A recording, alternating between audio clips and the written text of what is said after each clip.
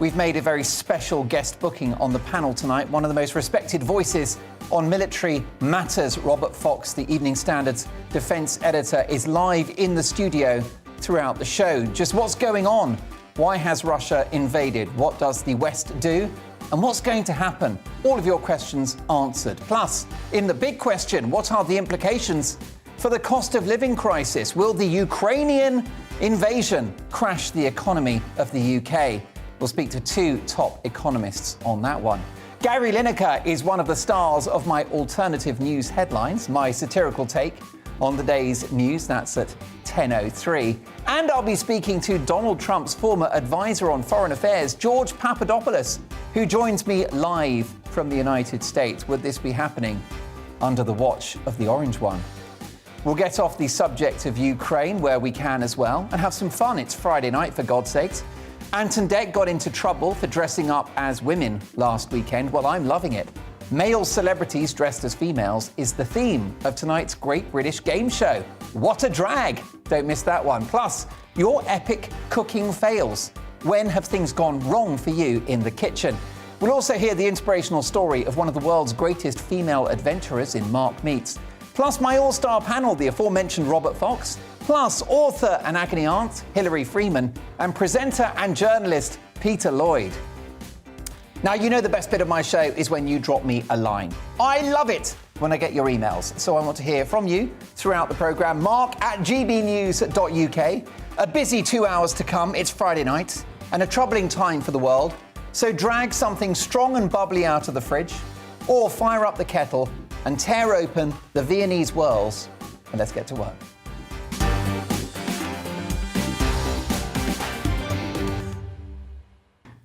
News just in.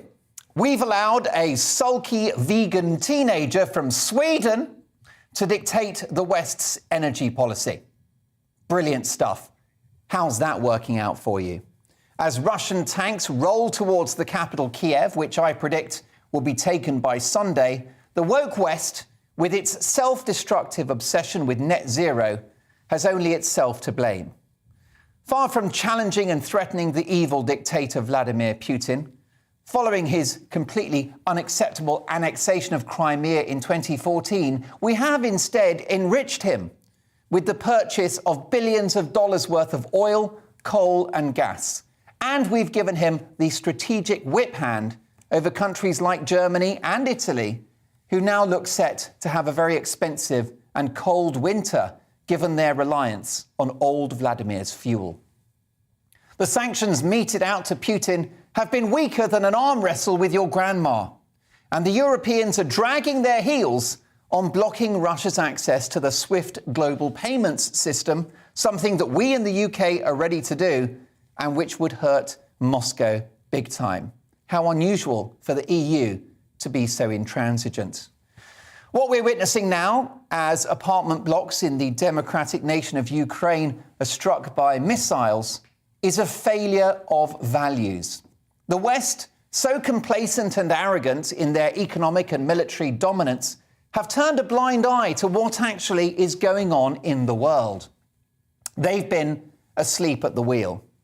Anyone could have told you that Vladimir Putin has for years been trying to reassemble the Soviet Union, a hellish totalitarian bloc we thought we'd consigned to the dustbin of history under the heroic leadership of Ronald Reagan, Mikhail Gorbachev, and of course our own Margaret Thatcher there in a satirical pose.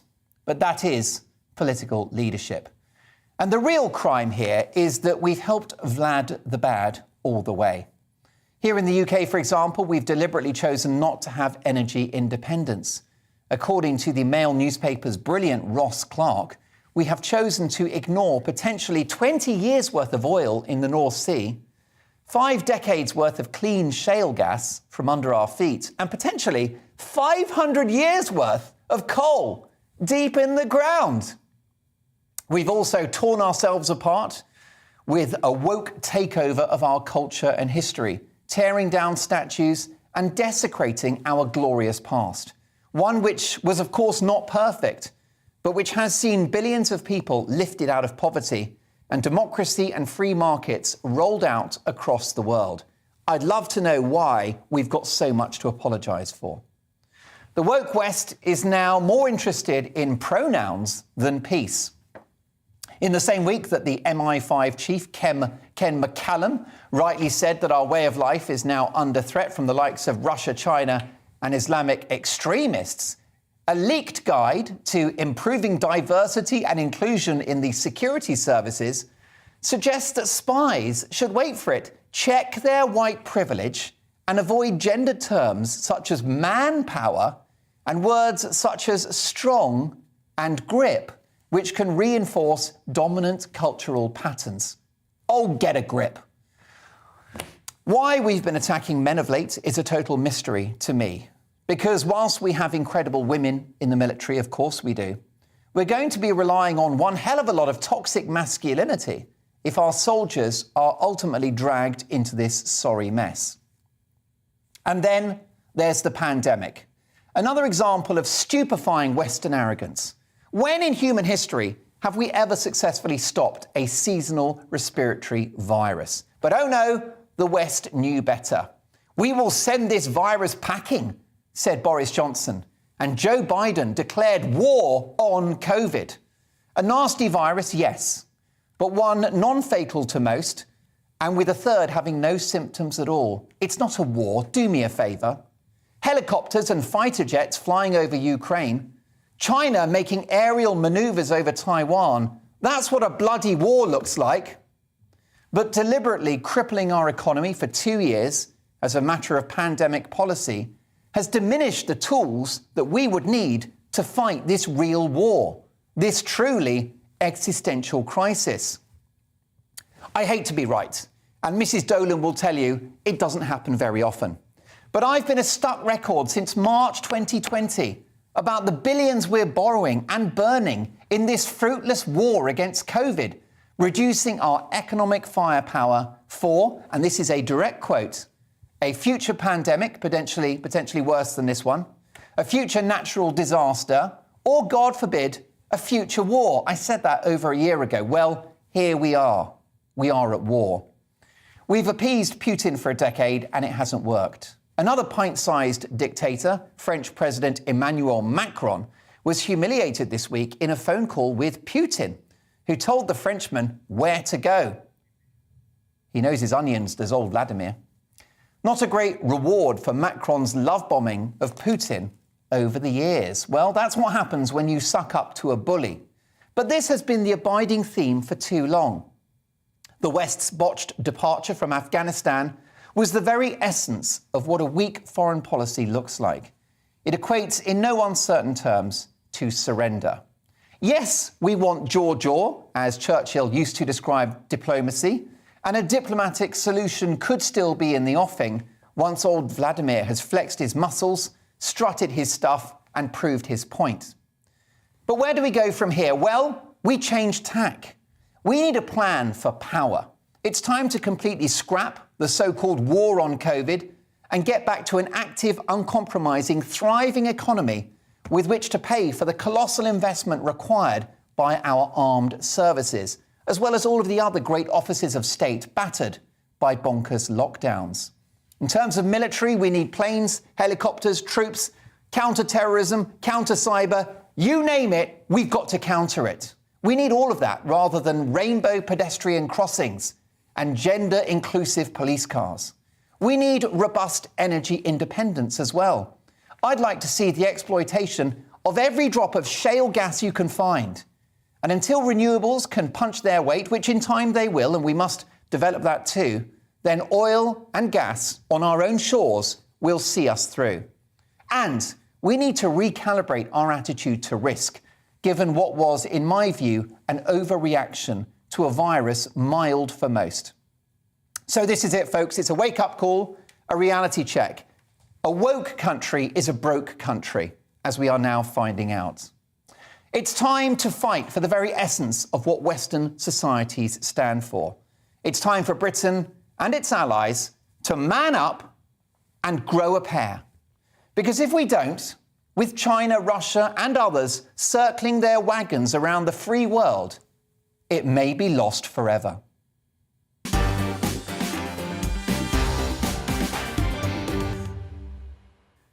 Now, I've spoken to producer Tom, and we've thrown the rule book out of the window for tonight's show, and we're going straight to an exclusive interview with one of the most respected journalists in the field of warfare and defence. He is the defence editor of the Evening Standard, Robert Fox. Robert, welcome to GB News. Why did Vladimir Putin invade Ukraine? Because I think he has two obsessions. He's got a personal thing about Ukraine. He feels Ukraine should never have been allowed to leave the Russian sphere.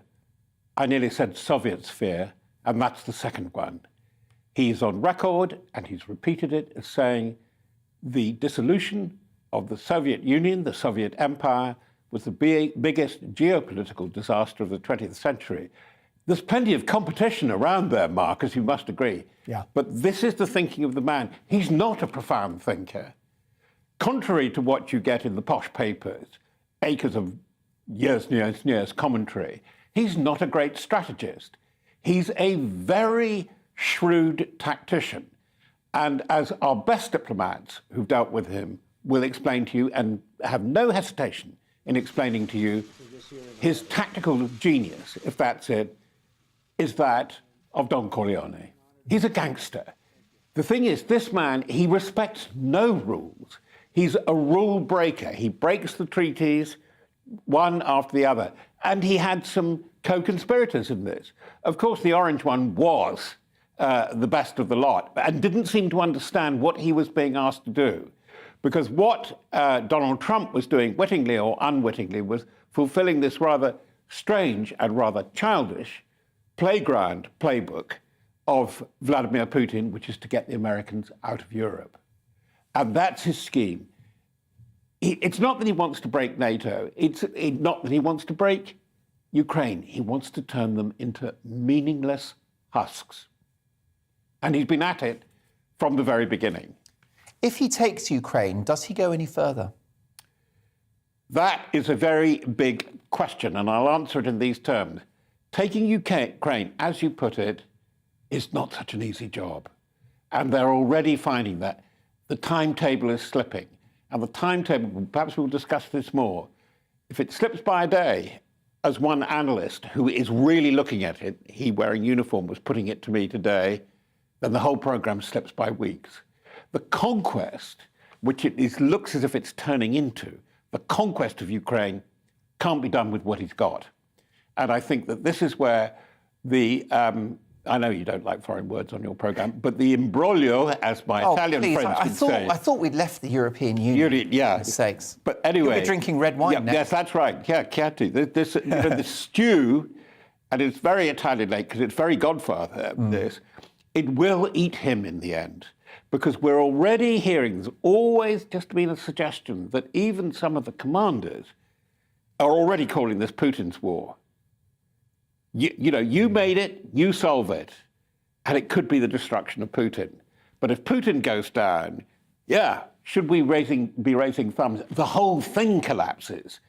And there's a real fear that it could collapse. All this confidence trickstering, the thing that he got up to with the Petersburg mafia when he first came to power after the end of the Soviet Union, through that route, then the whole thing would collapse in a dreadful, crazy anarchy, which will affect the world very badly.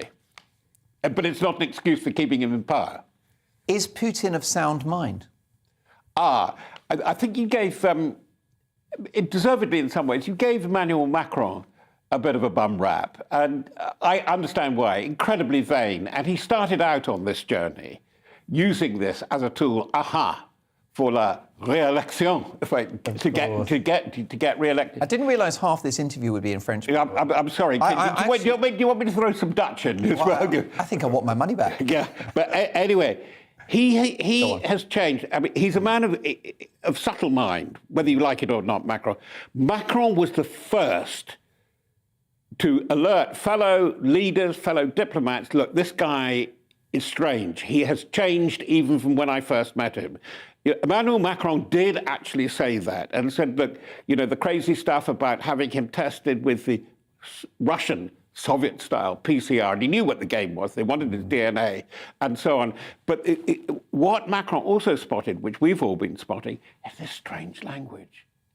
this rambling stuff, which started... The denazification of Ukraine? Which started in July last year with the very long essay about the mystical roots of the great Russian people, which really began, culturally very important, with Kiev. Kiev is part of Russia, and so is the Ukraine, and everything else is a betrayal. But there is something very childish, too, about the mentality. Come in, Dr. Freud. Sorry, we are going very continental. He's like the betrayed son, for some reason. And one of our most senior diplomats put it to me, our lady in Washington, who is molto smart. She's known and dealt with Putin a lot. Said that, you know, that he is very resentful and he pays revenge almost, you know, like the playground, like West Side Story, you know, sharks and jets. And this is the way they see it. And where he is unsound as a diplomat, as a politician, and not a great strategist, everything is far too personal for him now. Hence, you get the bonkers language, the denazification. I don't know whether the insult was deliberate or not, but you probably know Zelensky has Jewish roots. Yeah. To say that to him. Yeah. It's like his childishness. I think the president and the prime minister of Ukraine are both Jewish. Yeah, there's quite a...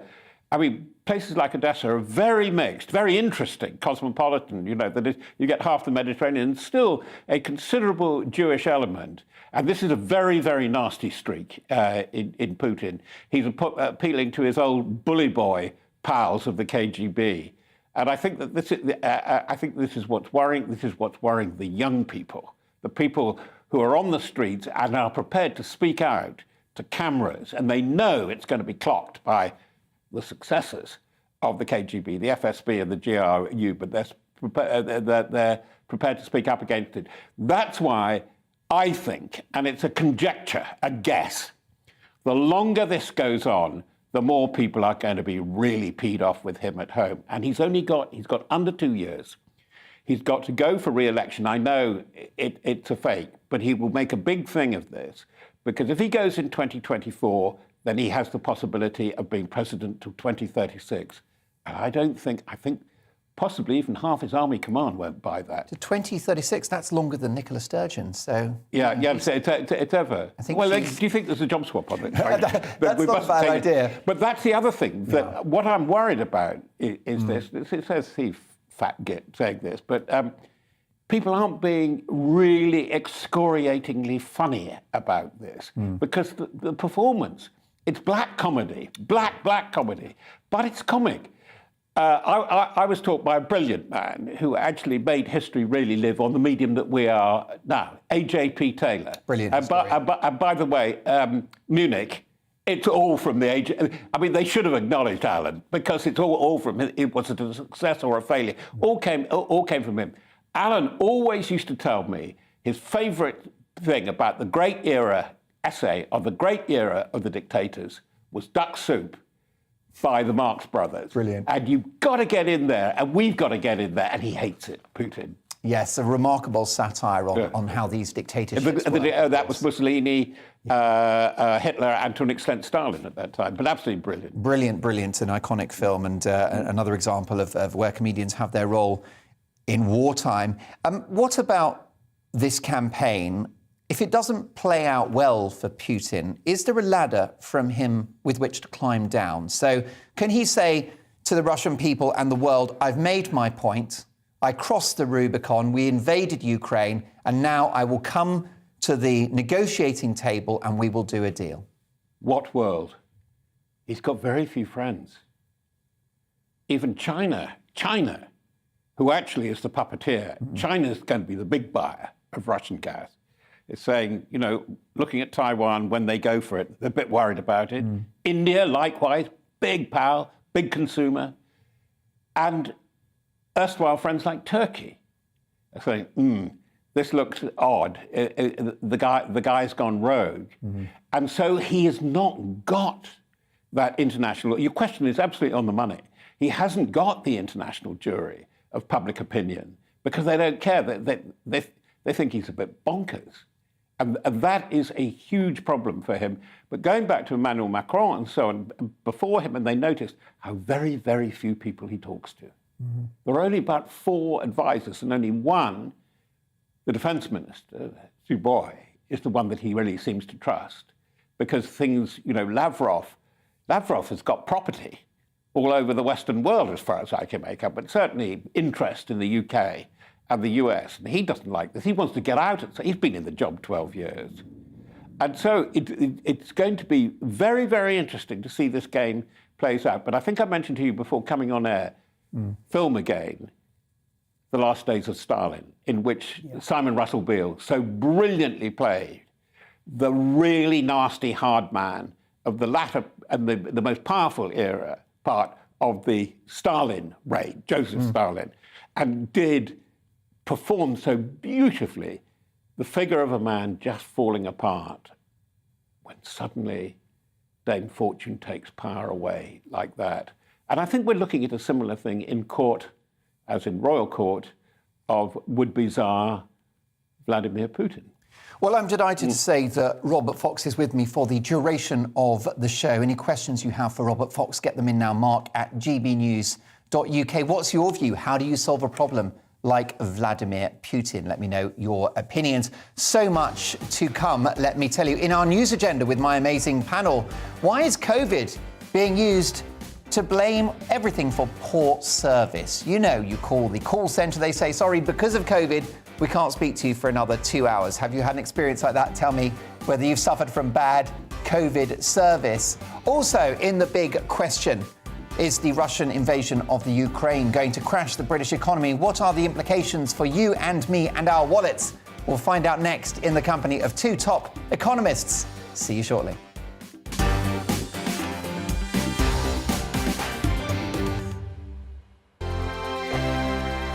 GB News is the UK's home of discussion and debate from all perspectives. To stay up to date on the latest stories, make sure that you subscribe to the GB News channel right here on YouTube. You can watch us live 24/7 across the whole world. You can also check out exclusive content and catch up on previous episodes of your favourite shows. Every day, we ask the questions that you'd ask, so why not add your voice to the conversation in the comments section? Don't forget to subscribe. We are GB News, Britain's news channel.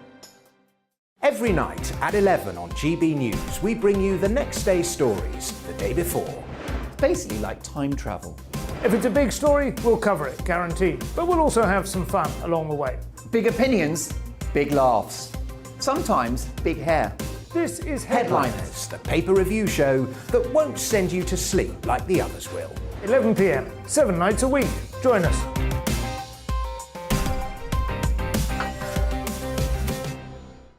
Hello there, I'm Eamon Holmes. And I'm Isabel Webster.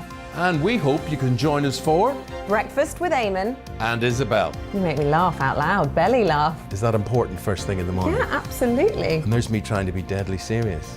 News is a serious business. Yeah, I have to rein you in sometimes. Well, it doesn't stop us laughing at it. It doesn't stop us having an opinion on what's going on. Yeah. And it certainly will not stop us reflecting what you think. Weekdays from 6 to 9:30 on GB News.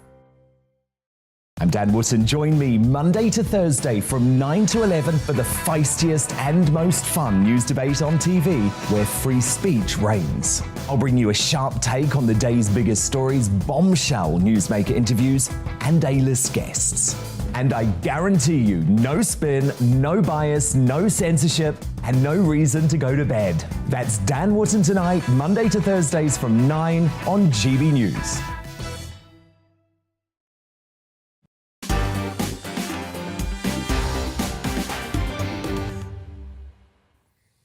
So much to get through in the next hour and a half. Let's get to your emails right now. Alan has said, "Dear Mark, how easy would it be to take him out?" Well, speaking to Robert Fox, I'm not sure that necessarily solves the problem. Who would replace him?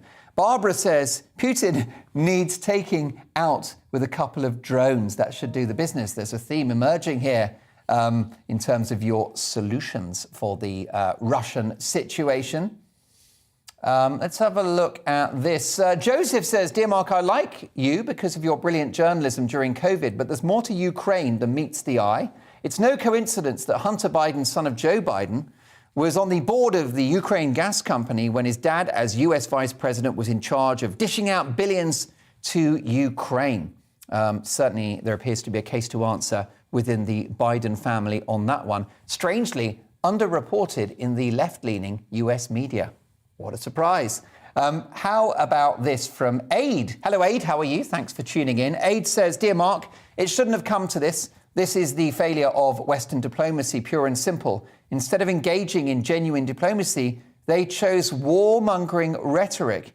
Instead of jaw, they chose war. Thank you so much. And how about this from David, who says, Dear Mark, no, Mark, don't have us spend billions on our military. Spend minimal thousands on taking one man out. A whole lot cheaper, I think. Maybe we could get a quote. Oh, David, I don't want you to get yourself in trouble, but thanks for the suggestion. Look, lots more emails to come in. You know I love getting your emails, so do drop me a line, mark@gbnews.uk. It's time now for the big question, in which we tackle a major news story of the day. And tonight, it has to be the crisis in Ukraine, but it's about you and it's about me. Could this crisis crash the British economy? Britons already feeling the squeeze have been warned to expect price hikes on everyday items due to the Russian invasion. Shoppers who have already been battling a cost of living crisis have been told petrol, gas and wheat could soar in price as a result of the conflict. Russia and Ukraine are huge exporters of the three vital products, meaning any disruption in supply could hit millions of people across the UK. To discuss this, I'm delighted to welcome two money-minded legends, economist and former head of Energy UK, Angela Knight, and wealth management specialist and the presenter of the Booms and Bust podcast, Jonathan Davies. Angela Knight, if I could start with you, do you think that our cost of living crisis is about to get a whole lot worse? Well, it inevitably will get worse, but crash the British economy? No. Have an impact? Yes. Run us out of gas, oil, wheat, and so on? No. Will it impact the overall price? Yes. If one actually sort of drills down into the numbers, you do find that we are much less dependent than many European countries and other countries on some of that which is exported from Russia, Ukraine, and indeed some of those other states who all tend to come together and bring their goods out either across a land border or indeed through Odessa. That is one of the important aspects of Odessa. So although we may be less dependent, inevitably, although you can say we mightn't be too bad, the reality is those countries who are dependent will find their supplies cut off, and that will impact directly in not only sort of global supply, but also global price. So don't go out and panic, but don't expect it to be, business as usual either. No, that's right. And of course, we do buy Russian oil and gas, don't we, Angela? As you say, less than countries like Italy and Germany, but still more than might be welcomed. What about the implications for inflation as a result of what's happening in Ukraine? Yes, well, inflation, again, inevitably is going to go up. I think that the question is, how do we address that inflation? Because, historically, we address the inflation in a couple of ways. The obvious one is you increase interest rates. Why do you do that? It's because it sort of cuts off demand. It doesn't necessarily do much about supply, but it cuts off demand. If you've got some really big peaks which are going to calm down, then doing that is not necessarily the answer. There's one of those other sort of subtle tools which the regulators always have at their disposal and nobody really understands them, but it's how much capital a bank has got to hold.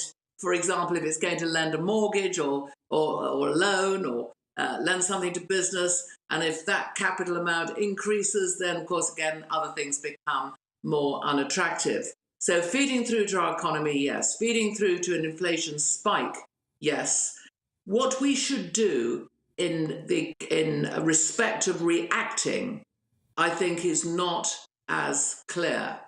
And I come back to that point that I made earlier, which is there's also a port called Odessa, which is a warm water port out of which much of this is exported. Odessa's in the Black Sea. It's got to get through the Dardanelles, that's Turkey, then the Mediterranean. Is there something there that we should consider when we're considering our responses? What are we going to do about what is inevitably going to be the cybercrime because there will be impacts in state-sponsored cyber interruptions, I am sure. And at some point, no doubt, we'll get to things like titanium, rare earths. I raise that because they're important to manufacturing, they're important to us and how we operate. And that comes out from these various countries, of which Russia is the key. Ukraine sits around, but there are other of those Eurasian countries as well, which are part of the global network of trade, of supply and demand. Jonathan Davies, I had the privilege of interviewing you early in the pandemic, and based upon what you told me then, around a year and a half ago, I would have thought you'd take the view we were screwed long before Russia invaded Ukraine. You've taken the words out of my mouth, Mark. Mrs. Knight, I don't want to make this personal, but you clearly are a Conservative Party senior member of Parliament, and your friends in the government are the biggest con artists that we've had for many, many years, investing billions, trillions even, in what they call green energies, solar power, renewables, wind power. I know you're not, you're on the oil and gas side now, but the fact is, it's the politicians, it's the climate change con artists, the globalists who have stopped us investing in producing oil, gas, nuclear power. I mean, just today, Germany decided to shut down 4 nuclear power stations. It's absolutely remarkable. So what do? We have to import more oil and gas from Vladimir Putin. And because we've been producing less sustainable powers, lower cost, more efficient energies, because of that, that's why our energy bills have been going through the stratosphere for the last couple of years. And this, of course, has been building for many, many years. And it's absolutely facile to blame Vladimir Putin. I'm no particular, I'm not impressed by the guy, but it's facile to blame him for our failings. Instead, we should be looking at the European Commission, we should be looking at Westminster, we should be looking at the White House, and we should be finding more oil, gas, and building more nuclear power stations. That's the way to reduce our cost of living and improve our economies. Angela Knight? Could I come in that point? Because I'm neither on a green side or an oil side. It's 23 years since I was in Parliament, and I sincerely hope that I'm quite objective. And when I have been participating, probably since November, on your programmes, on GBNews, and on the energy question, could I say I entirely agree that the energy policy of the UK has been wrong for a very long time indeed. And key to me is that whilst there has been a focus on closing down our traditional ways of generating power for green reasons and focusing on wind farms, there has never been anything like the right sort of approach and consideration to the transition, the cost of this and the consequences. So I entirely agree on that. What I can't do and what none of us can do now is overturn 20-odd years of energy policy in the UK.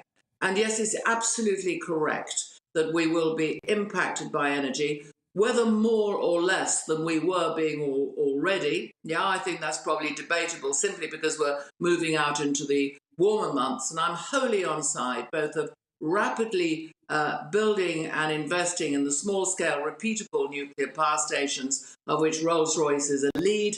And I'm absolutely in favour of getting more of what we can out of the North Sea in the way of gas, which we can. So that is absolutely right. But we have got a broader question here with Ukraine. I think that the reality of how Russia has been dealt with, not just by the UK, but by many of Western countries, has been with a greater degree of forgiveness than we should have done.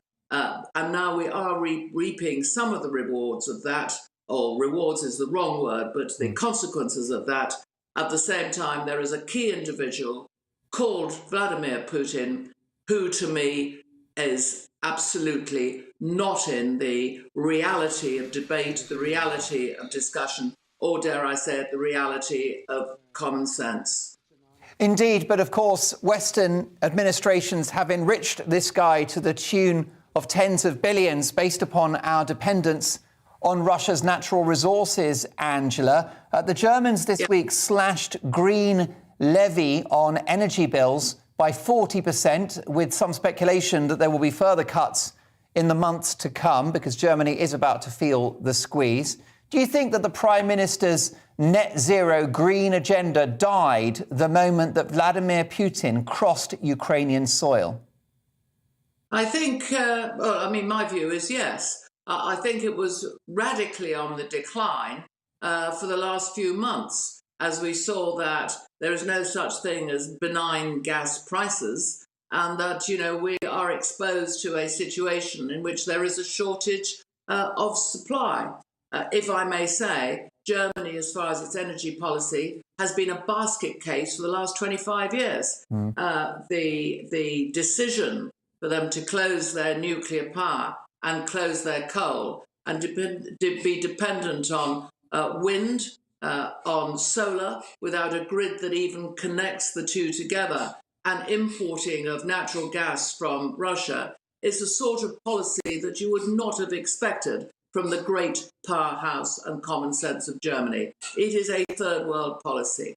And unfortunately, it is that policy that has put Europe at a greater degree of exposure than would otherwise have been the case. That's a damning indictment, a third world policy. Now speaking to the Evening Standard's defence editor, Robert Fox, who was telling me that Italy are also incredibly dependent on Russian gas.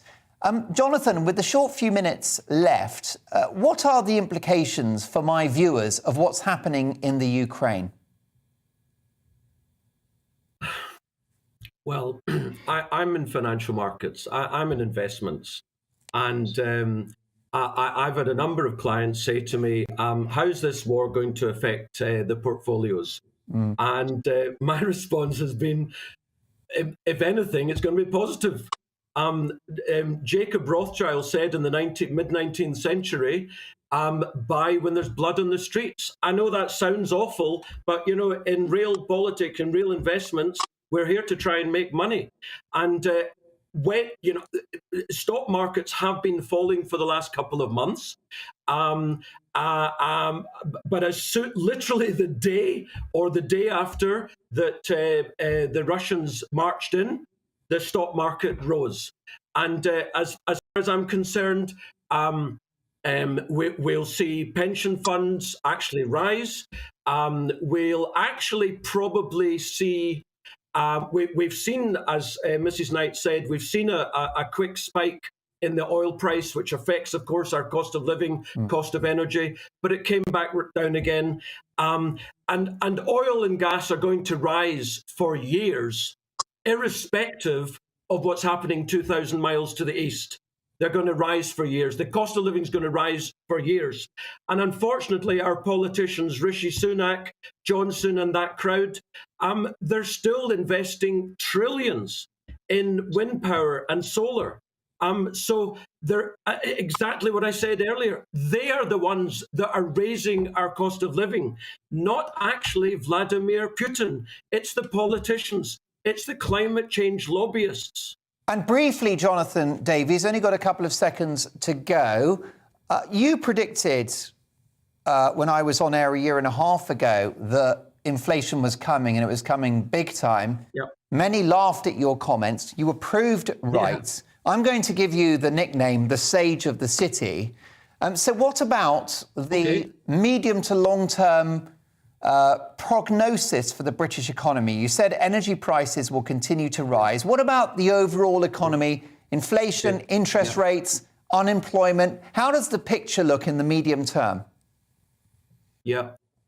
No developed economy can sustain prosperity and growth in sustained inflation. It's simply not possible. Economic prosperity comes from deflation, from lowering the cost of doing business, lowering the cost of living.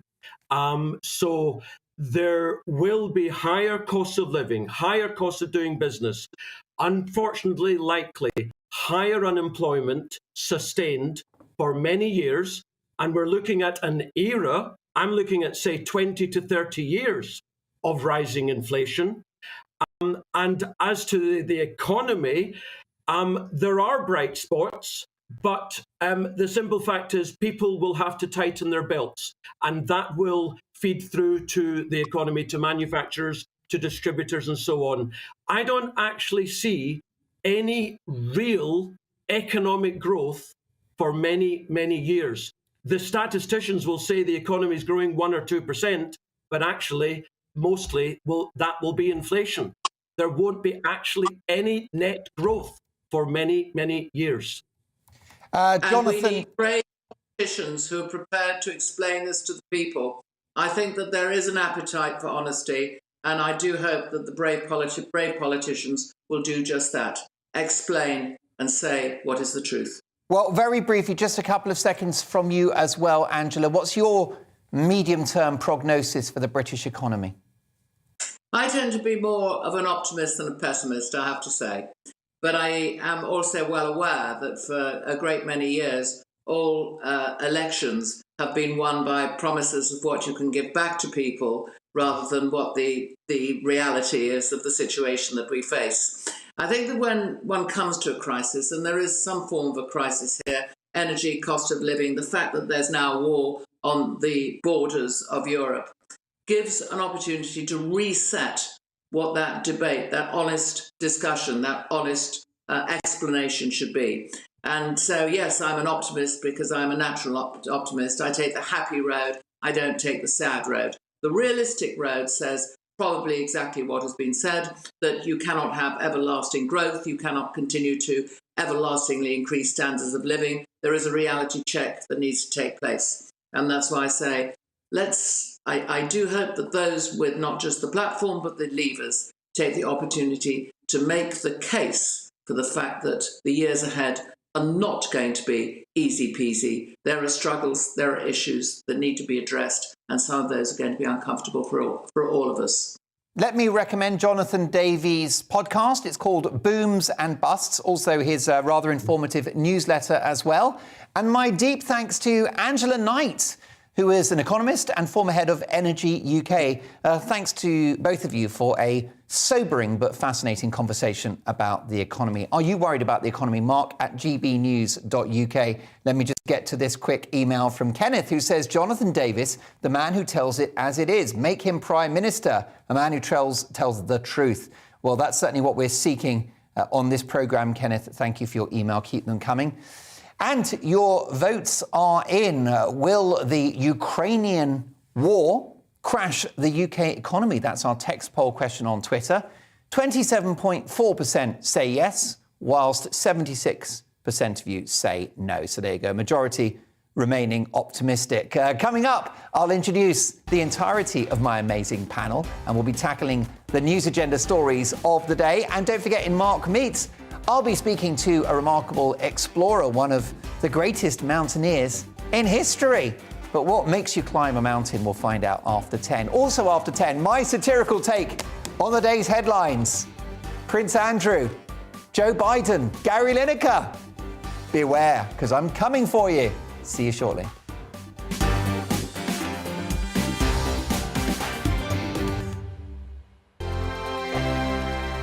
GB News is the UK's home of discussion and debate from all perspectives. To stay up to date on the latest stories, make sure that you subscribe to the GB News channel right here on YouTube. You can watch us live 24/7 across the whole world. You can also check out exclusive content and catch up on previous episodes of your favourite shows.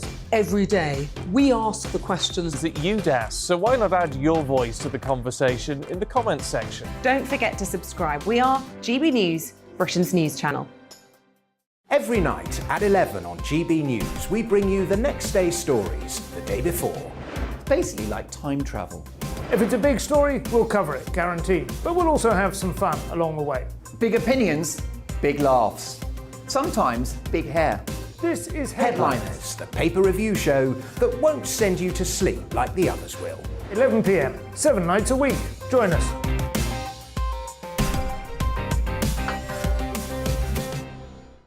Hello there, I'm Eamon Holmes. And I'm Isabel Webster. And we hope you can join us for Breakfast with Eamon. And Isabel. You make me laugh out loud, belly laugh. Is that important first thing in the morning? Yeah, absolutely. And there's me trying to be deadly serious. News is a serious business. Yeah, I have to rein you in sometimes. Well, it doesn't stop us laughing at it. It doesn't stop us having an opinion on what's going on. Yeah. And it certainly will not stop us reflecting what you think. Weekdays from 6 to 9:30 on GB News.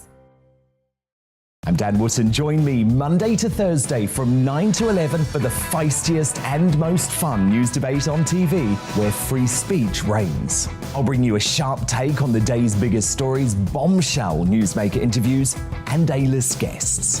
And I guarantee you, no spin, no bias, no censorship, and no reason to go to bed. That's Dan Wootton Tonight, Monday to Thursdays from 9 on GB News.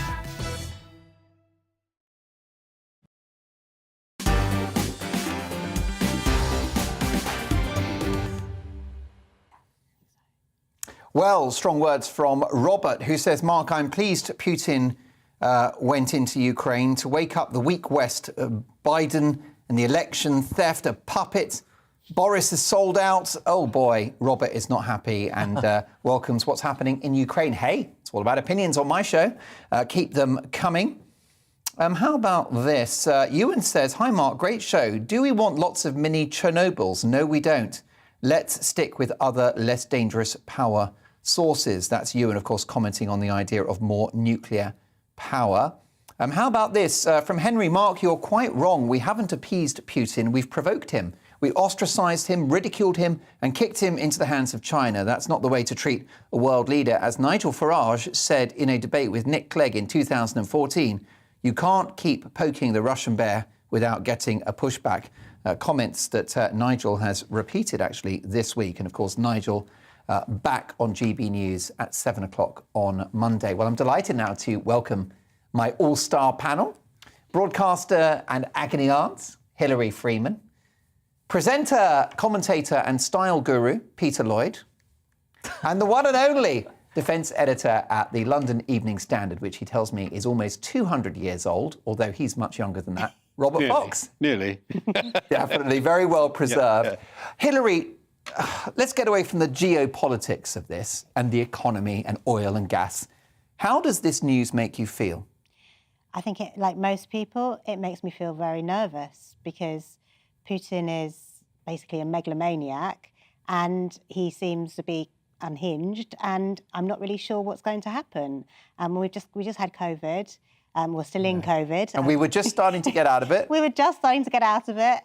Honestly, sometimes I feel like since 2016, I've been in some sort of parallel universe. I know. And there's this other world going on where everything's normal. It's one of those movies that's got too many storylines going on. Yeah, it is, yeah. And you're like, I'm going to have to watch that film a couple of times more just to understand it. Yeah, exactly. Yeah, I mean, it's obviously deeply troubling. It's a humanitarian crisis, of course. Yeah. Innocent people are being attacked as we speak in a democratic country. Absolutely. A European country. And so that is a concern. And what about Putin himself? I mean, you are something of a psychologist. You're an agony aunt. You're not a qualified psychologist. No. Let's make that clear. Oh, listen, I'm not a qualified anything. And look at me. But you know, you are somebody that's a student of the human personality, of the human condition, and you do help others with your advice. Sure. So, I mean, what do you think's going on with Mr. Putin?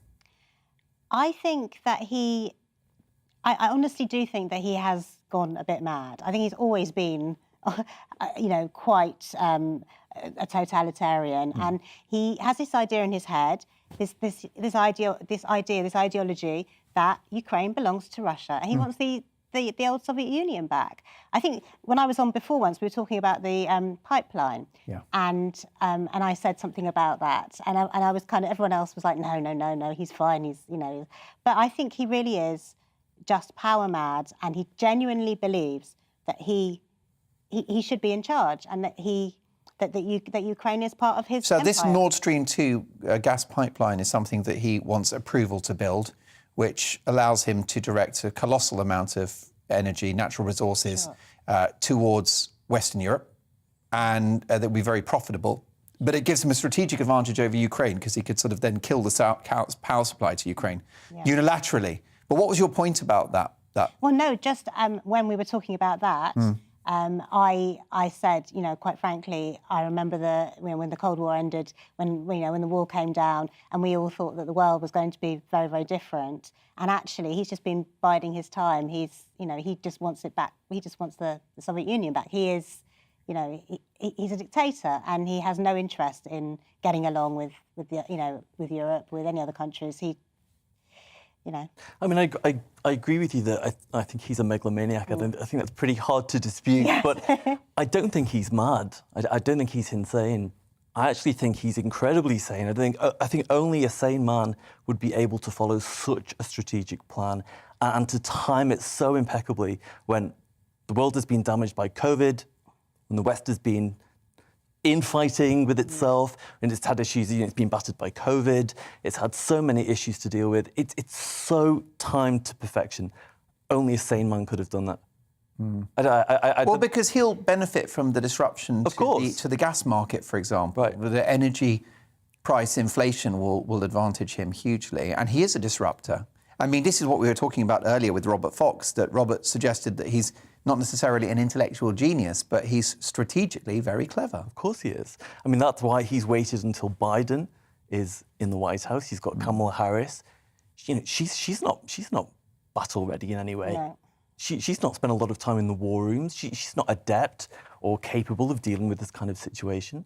I mean, for all of Trump's faults, I think that if he were in the White House right now, we would have seen a very different response from the States.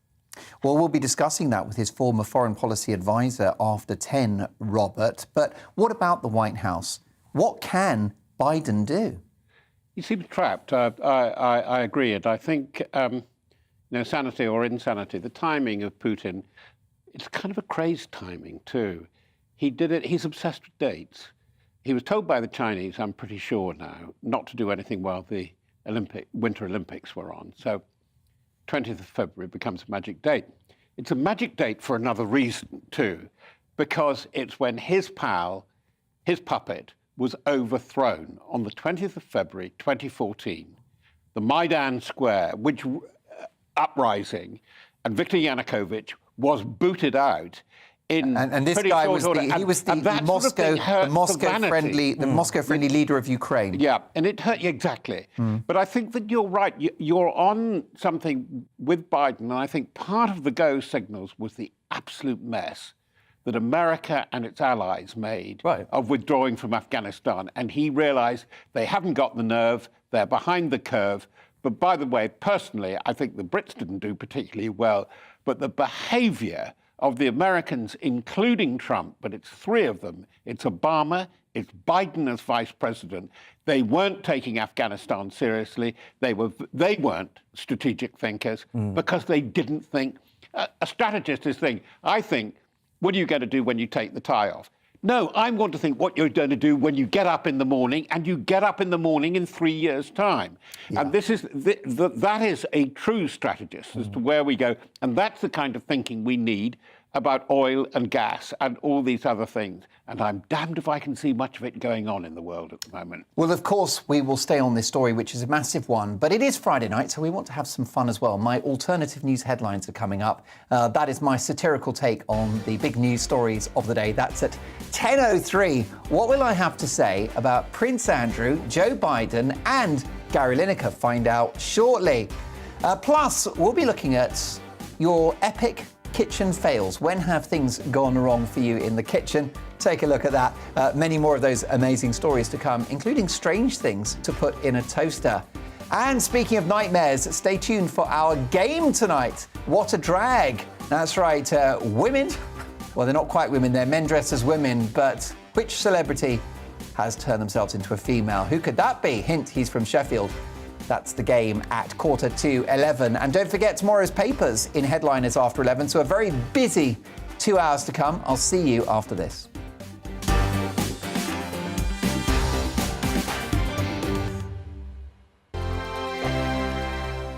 GB News is the UK's home of discussion and debate. From all perspectives. To stay up to date on the latest stories, make sure that you subscribe to the GB News channel right here on YouTube. You can watch us live 24/7 across the whole world. You can also check out exclusive content and catch up on previous episodes of your favourite shows. Every day, we ask the questions that you'd ask, so why not add your voice to the conversation in the comments section? Don't forget to subscribe. We are GB News, Britain's news channel. Every night at 11 on GB News, we bring you the next day's stories the day before. Basically like time travel. If it's a big story, we'll cover it, guaranteed. But we'll also have some fun along the way. Big opinions, big laughs. Sometimes big hair. This is Headliners, the paper review show that won't send you to sleep like the others will. 11 p.m, 7 nights a week. Join us.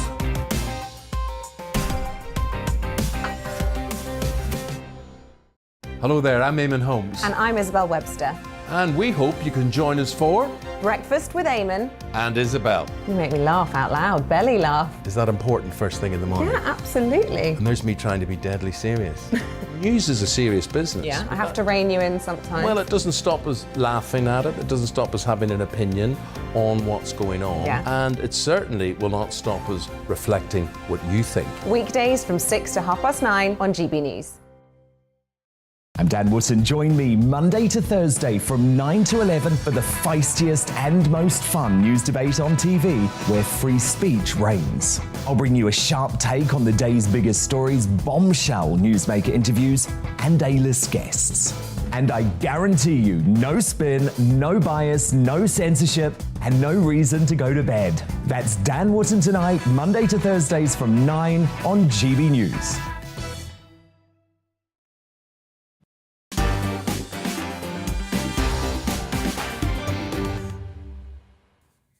We've got a massive next hour to come. Yes, there will be a bit of Ukraine, but lots of fun as well, including, in 3 minutes' time, my alternative news headlines, a satirical take on the big stories of the day. Gary Lineker, Prince Andrew and Joe Biden, watch your back. Also, we'll be talking about your cooking nightmares and another great British game show. And this one's called What a Drag, the male celebrities that donned a bit of lippy to change gender. You won't want to miss that one. But first, the news headlines with Olivia.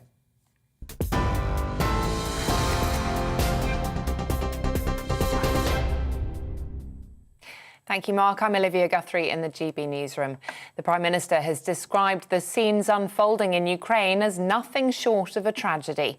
In a video posted on social media, the Prime Minister spoke both Ukrainian and Russian, telling the Russian people, "I do not believe this war is in your name."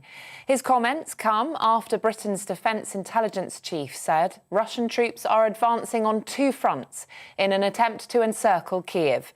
There have been reports of artillery rounds heard in the capital and loud blasts in the eastern city of Kharkiv. President Putin has also called on Ukrainian servicemen to switch sides and help overthrow their government. Boris Johnson says it's been a generation or more since we witnessed such bloodshed in Europe. We hoped we would never have to see such sights again. The people of the United Kingdom stand with our Ukrainian brothers and sisters in the face of this unjustifiable assault on your homeland.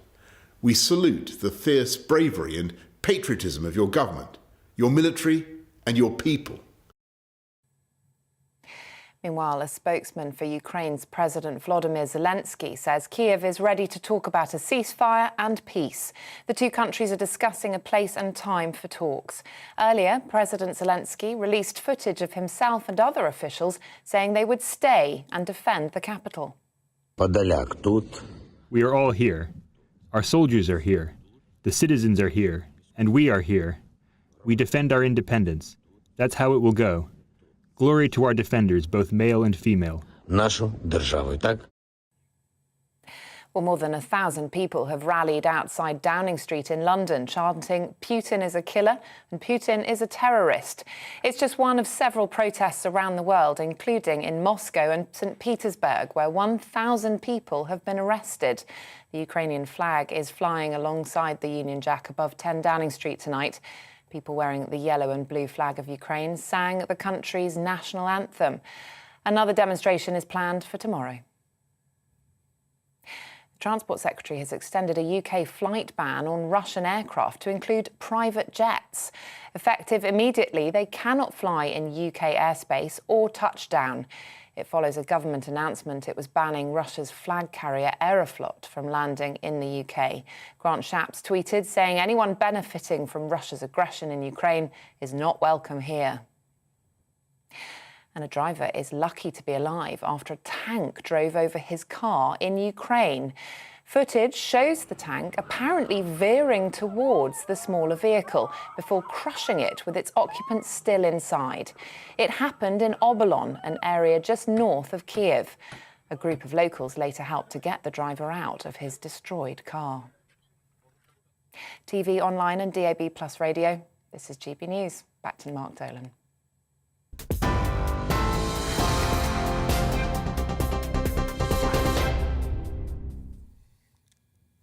It's time now for my alternative news headlines. As Vladimir Putin rolls his tanks towards the Ukrainian capital of Kiev, Boris Johnson has ramped up sanctions on the Russian leader, freezing bank accounts of Russian oligarchs and cutting off ties with Russian energy suppliers. But Boris hasn't ruled out the nuclear option, sending Prince Andrew on a business trip to Moscow.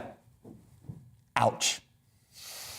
Meanwhile, Russia have been thrown out of the Eurovision Song Contest. Russia have been thrown out of the Eurovision Song Contest. Wait a minute. Are we rewarding them or are we punishing them? If we have to invade France to get out of that competition, I'll see you in Calais. It's time now for the Read the Room Award, and top US politician John Kerry has warned a Russian war against Ukraine is a distraction from work on climate change. You couldn't make it up.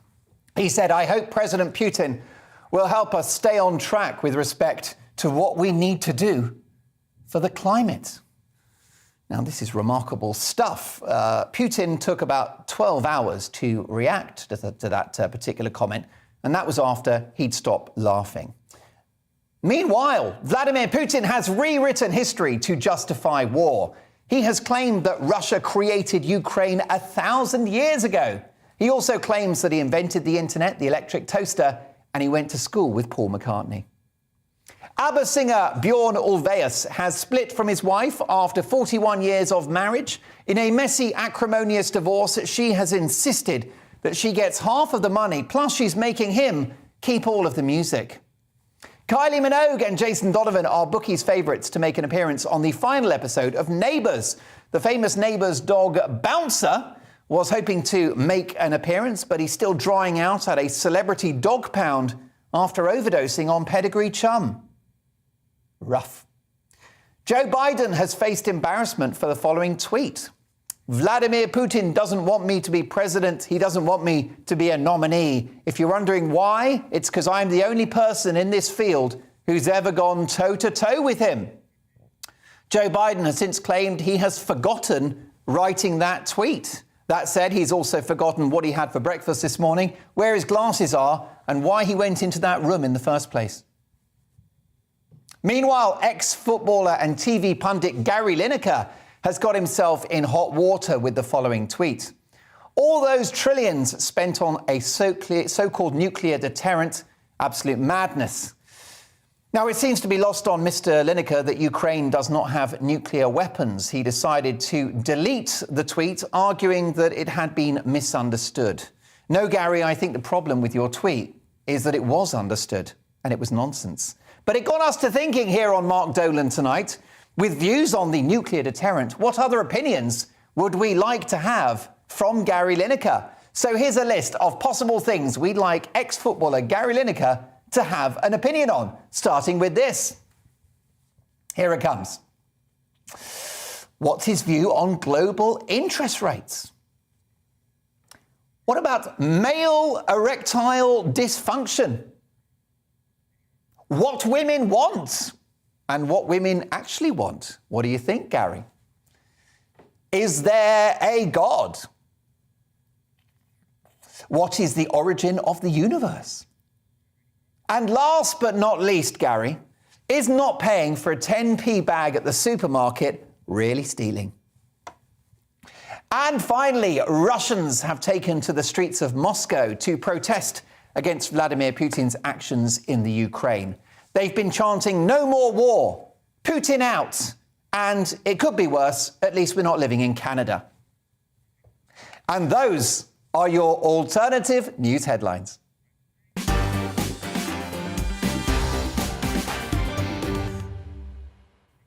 I'll get to your emails shortly, and my panel will be returning shortly for the Great British Game Show. Also, we're going to speak to Donald Trump's former foreign policy advisor, George Papadopoulos, and your epic kitchen fails.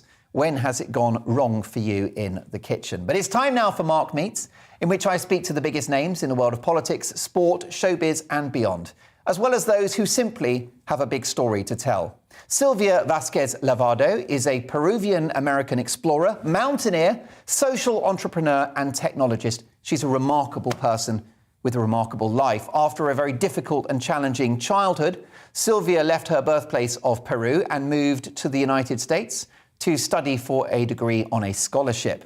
She's one of the few women in the world who have completed the so-called 8 summits. And Sylvia has also launched Courageous Girls, a non-profit organisation that helps survivors of sexual abuse and trafficking. And she's now a published author as well. Her book, all about her extraordinary journey, is out now. It's receiving rave reviews. It's called In the Shadow of the Mountain. And I'm delighted to say Sylvia Vasquez Lavado joins me now. Hi, Sylvia. Hi, Mark. How are you? I'm so well. And I've got to start with the most obvious question. What's the point in climbing a mountain? You know what? It is an interesting question because even for me, I wasn't really attracted to it at the very beginning. I mean, mountains, I come from one of the most beautiful mountain countries in the world, and they always seem scary. So I wasn't willing to kind of risk my life. Yet, unfortunately, just like many, many women, I was a victim of child sexual abuse from an early age. And the trauma, the shame, and the painful memories truly almost destroyed my life. I became an alcoholic, I became an addict, and I was spiraling out of control. So ultimately, when I hit my rock bottom, I asked my mother for help, and I did a powerful vision session in Peru with her, which actually showed me my little girl, the one that I had ignored, and me as an adult embracing each other. And then my little girl took me walking among mountains. And that was such a powerful vision that it truly, put the seed in me about, wow, if I need to bring this massive pain in my life, why don't I walk to the most massive place in the world, the tallest mountain in the world? So I went to the base of Everest with no experience whatsoever, just following this powerful vision. And seeing the Himalayas for the first time is what changed my life. And it propelled me to get to the base of Everest. And that's actually when I saw Everest, that it just put this amazing seed of me of like, one day I need to come back and attempt to climb to the top. It was just so magical and so powerful that it became the life-changing and my purpose. And as you write very movingly and very eloquently in the book, it was this connection with nature and these remarkable mountains that helped you to work through some of the awful things that have happened to you in your life. Yes, absolutely. Being around mountains gave me a sense of belonging, of connection, and actually doing mountaineering put me to having been in touch with my body. It actually, you can't really escape. You need to be present. And for many of us who have survived through trauma, through addiction, through ways that we try to numb ourselves, mountaineering brought me in a whole different perspective. I needed to be present. I needed to really trust myself. And that is truly what has been magical and what is part of my purpose, sharing this journey to inspire people about the healing powers in nature. Now, Sylvia, the book obviously charts in detail these great adventures you've had. Tell me about the practicalities of mountaineering. First of all, preparation. What is your preparation before you approach a major climb? Well, definitely, I've made a promise that I'm never going to put others at risk. So I try to be as prepared as I can. So it's a lot of physicality in terms of cardio and just being, ready for what you're going to be enduring in terms of the altitude hitting you. It's a lot of being comfortable in tiny spaces. So having to be locked in because, during expeditions, you can have really bad weather and you can be locked in for days. So there is a really powerful aspect about, mind over matter and having to really watch yourself, to deal with a lot of uncertainties. Weather can change on you, a lot of difficulties. So it really moves you quite a bit. I think the pre-preparation ahead of an expedition is very important because you have to be ready for the unexpected and for things that you can't control. And I guess that's part of the charm of mountaineering is the unknown and the peril. Absolutely. Well, and then to your very first question, is an amazing views once you are able to get that high up. It is absolutely a really beautiful connection to just, amazing landscapes. I mean, you see the most beautiful sunrises, the sunsets. I had the opportunity on my way to the summit of Everest of seeing a storm and walking higher than a storm. How many of us can have that beautiful, life-changing connection? So it's quite impactful. Yes, you are, as I mentioned in my introduction, one of the few women who have achieved the 8 summits. What are the challenges in particular for a female attempting this, would you say, Sylvia? Yes, and Mark, very quickly, it's interesting, but, if anything, the whole challenge is called doing the 7 summits, the tallest mountain in each continent. Yet in Oceania, we couldn't agree, or the explorers that were doing it, they couldn't agree about which one to choose. So Australia said, well, we're a continent. Some explorers said, well, Oceania is a continent, so that's why there's 2 choices to do. And, I decided to do both of them. But, for me, definitely on any expedition, unfortunately, it's very male-dominated. So being a woman is a rarity. Yet that is the opportunity of trying to be more inclusive and trying to inspire and bring more of us into the mix. I mean, personally, for me, I don't see being in mountains as conquering because it's a very overpowering world. I see it more as commuting and actually, having this opportunity of just, connecting to nature. When are you going to hang up your hiking boots, Sylvia? I am not so sure yet. Nature has been life-changing, and I call myself a messenger of the mountain. I started this in my 30s, and I am trying to bring as many as I can, and especially with the way that I have shared in the memoir, the power, readers, and for anyone who have never even been interested in climbing, who find itself scary, the way that the book comes across, it is a roller coaster. The way that we're looking at nature, it is a very different perspective. It is an invitation. And I know, anybody who is going to be able to read the book, they're going to realize it's not so much about climbing the outer mountains. It's about our inner challenges, our inner mountains as well. Well, yes, and so it does read like a really great self-help book, actually. And as I was reading the book, I feel like I'm, doing that sort of mountaineering with you, and I'm experiencing the undulations, the highs and the lows. And because of your very descriptive writing, I can really sort of picture the scene. So, it's a journey for the reader as much as for yourself. Briefly, if you can, Sylvia, how therapeutic was it, given what you've been through and the really dreadful things that happened to you when you were little? How therapeutic was the writing of the book itself, or was it traumatic? Writing the book, Mark, changed my life. Actually, writing the book saved my life. I am now 4 years sober, and I had this opportunity. Thank you. Everest in Tibetan means Chomolungma, which means the mother of the world. And, for me to be able to share this journey to the mother of the world, but also to share what brought me there and to get into the depth of the details, I knew that this was going to touch people because I knew I would have the opportunity to say things that very few want to say because of shame. and because of the stigma that exists. And so I truly had a lot of support. I had an amazing community. My therapist, who I credit very highly, was, holding my hand almost on every step. I just felt that I needed to be really honest, upfront, and vulnerable, because I knew this would resonate with so many women. 1 in 3 women around the world are going to have to experience some kind of atrocity, sexual atrocity in their life. And I just want them to know that they were not alone. And that is what it's been an honor to just, see the reaction around the world of people really resonating with the story. And so for me, I knew that I had to give it all on the page, and that's what I am so proud of. If anything, I walk with a smile because I feel I release all of these, and it's been an honor.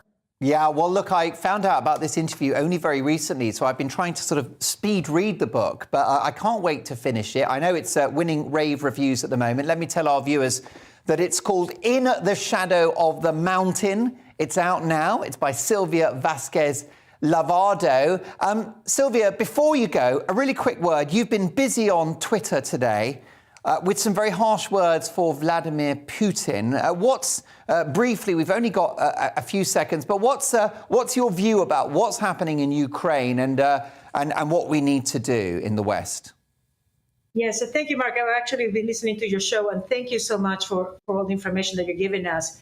I think Western countries, and the fact that I live in one, we just need to stand up. The economic sanctions have to be fierce. I just heard that in the UK, you guys just stopped any incoming Russian flights. We need to show Putin, it's going to hurt him on the economic side. And the United States, they have to as well freeze all his money. He needs to be locked out. What he is doing is outrageous. And I think, compared to over 80 years ago, we have the means. The European Union, the US, we just need to be more bold on that degree. Hurt him where it's going to hurt him. Have his own people turn on him. The oligarchs, nobody's going to want to lose money. So that is an opportunity. My humble view in terms of it, but I think since we cannot attack them, I think there are multiple ways of really annihilating them. Well, your humble view is one I share strongly. Sylvia, it's been a privilege to have you on the show. Do join us again soon. Sylvia Vasquez, I'm delighted to thank you so much, Sylvia Vasquez Lavado, for your time. And Sylvia Vasquez Lavado is the author of In the Shadow of the Mountain. I've got rings around my eyes from reading it. Highly recommended. Well, lots more to come, folks. A really busy 40 minutes. George Papadopoulos, who is, of course, a former foreign policy advisor to Donald Trump, is live on the show after this. Would Donald Trump have got us in this kind of situation? Would he have talked tough with Putin? Would Putin have invaded at all under the watchful eye of the Orange One? We'll discuss that with George Papadopoulos and also my amazing panel. And also, don't forget, we're going to be looking at your epic kitchen fails. What are the weirdest things you've ever put in the toaster? And our fantastic Great British Game Show. And this one, it's a drag. Male stars dressed as women, but can you guess who they are? There are plenty of surprises along the way. A big 40 minutes to come. See you after this.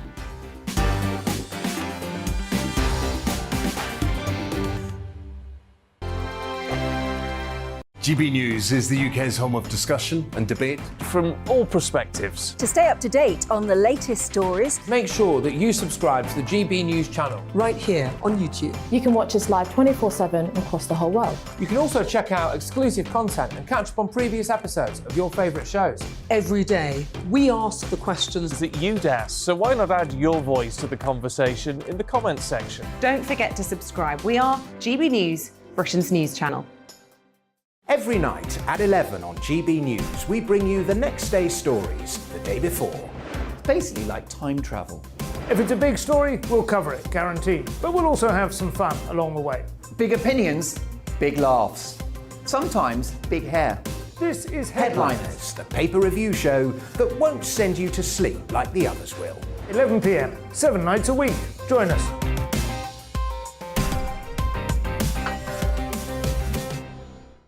Hello there, I'm Eamon Holmes. And I'm Isabel Webster. And we hope you can join us for Breakfast with Eamon. And Isabel. You make me laugh out loud, belly laugh. Is that important first thing in the morning? Yeah, absolutely. And there's me trying to be deadly serious. News is a serious business. Yeah, I have to rein you in sometimes. Well, it doesn't stop us laughing at it. It doesn't stop us having an opinion on what's going on. Yeah. And it certainly will not stop us reflecting what you think. Weekdays from 6 to 9:30 on GB News. I'm Dan Wootton. Join me Monday to Thursday from 9 to 11 for the feistiest and most fun news debate on TV, where free speech reigns. I'll bring you a sharp take on the day's biggest stories, bombshell newsmaker interviews, and A-list guests. And I guarantee you, no spin, no bias, no censorship, and no reason to go to bed. That's Dan Wootton Tonight, Monday to Thursdays from 9 on GB News.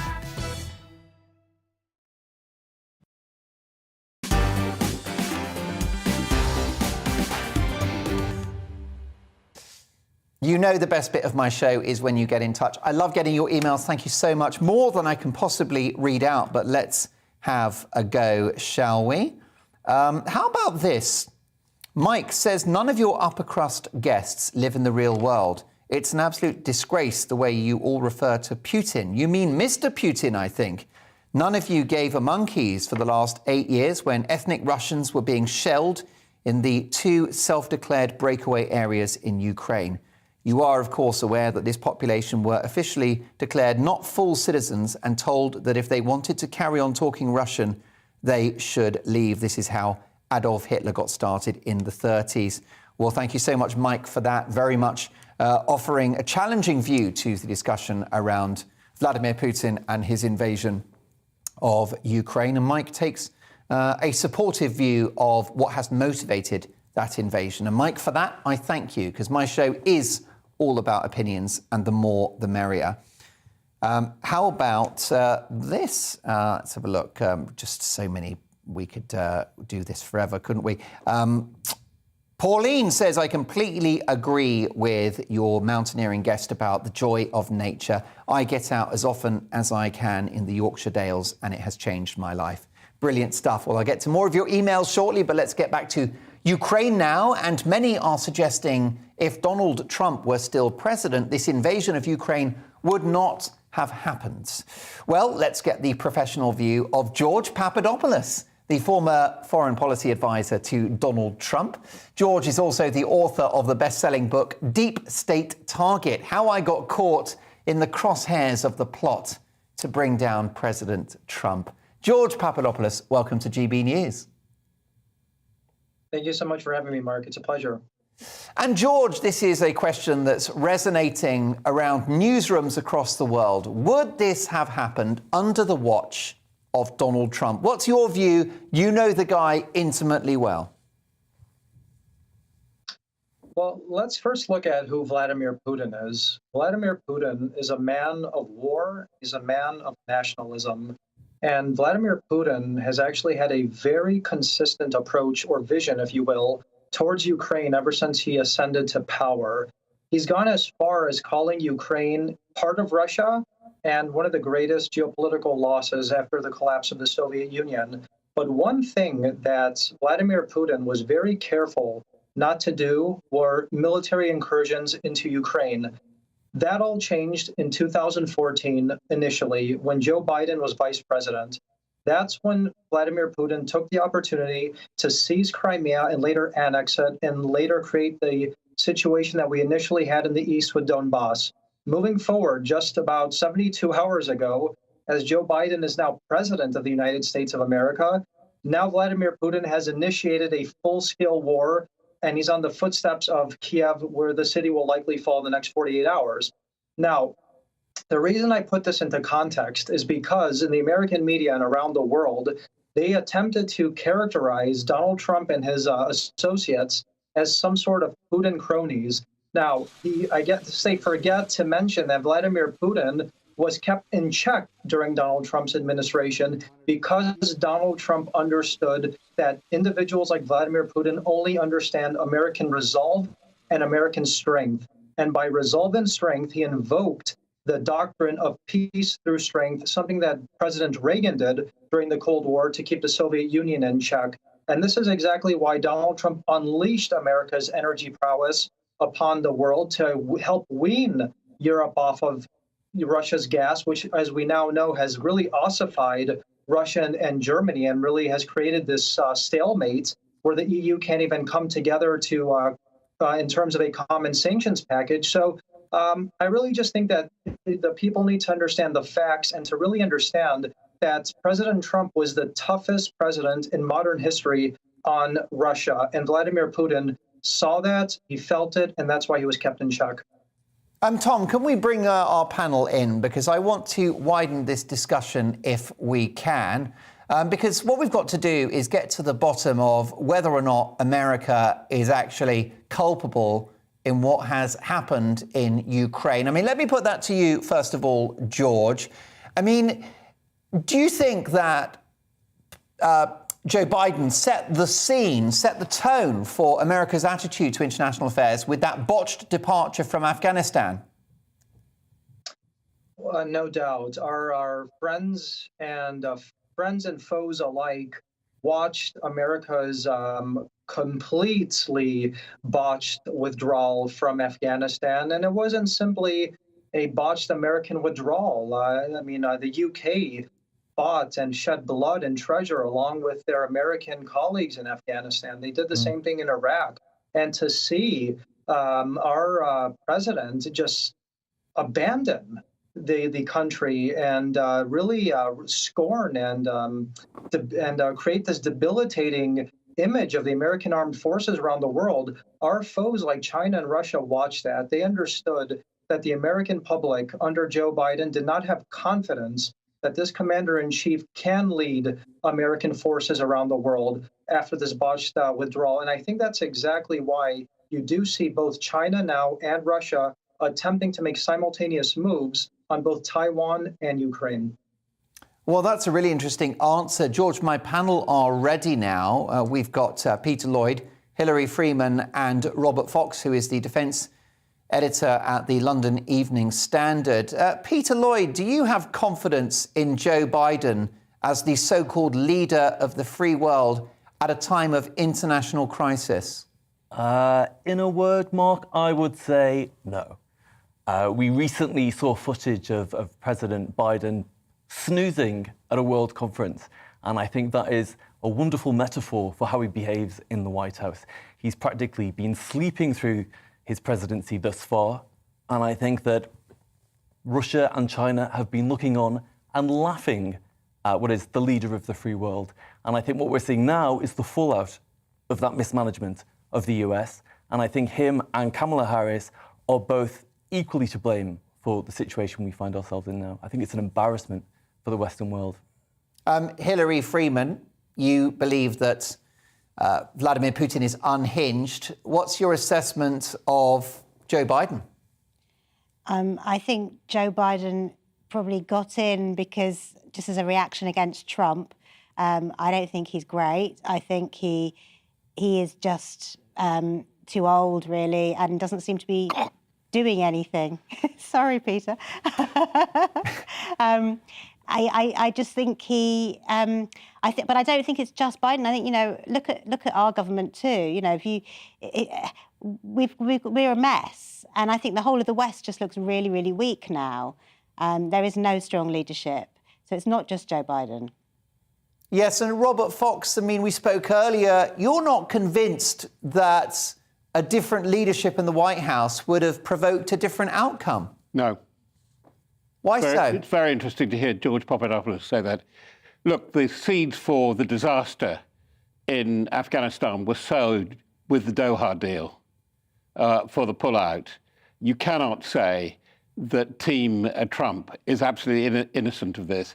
And under Trump, which Biden has continued in a way, is the detachment of America from so many aspects of the North Atlantic, that is pan-European, going to the edges of Eurasia, which they don't like, security deal. There were two crucial treaties, the Intermediate Nuclear Force Treaty and the Conventional European Force Treaty, which Putin tore up and Trump didn't do anything to restore. So this is part of a continuum. can I just finish? That Churchill's great advisor, Pug Ismay, General Ismay, who became the first Secretary General of NATO, said famously, the purpose of NATO, look, we're talking 1949 and 1952, when Ismay actually became the first Secretary General, it's to keep the Russians out, the Germans down, and the Americans in. Well, one thing that Putin is, and I will call him Putin, we call Trump Trump, and whatever, sorry, Mike, correspondent, that is the shorthand of journalism. But one thing that Vladimir Putin has done is he is moving the Russian sphere of influence where he thinks it should be, which is into Ukraine, because he does not want a neutral and a potential enemy going on the borders of Russia, and I don't think Donald Trump would have done anything to have stopped that. So we've got the Americans withdrawing, the Germans, the most powerful economy in Western Europe, absolutely at sixes and sevens over this, and the Russians in. As they used to say when I took exams a million years ago, and I come in like Biden, by the way, he's only 18 months older than me. I'm in the too old bracket too, so you don't even have to take any notice of me. But you have to discuss this prospect. The apparatus for security and cooperation, not just in Europe, it's not bald old white men like me. It is actually how we do the governance of the world. But because behind this, it isn't just NATO.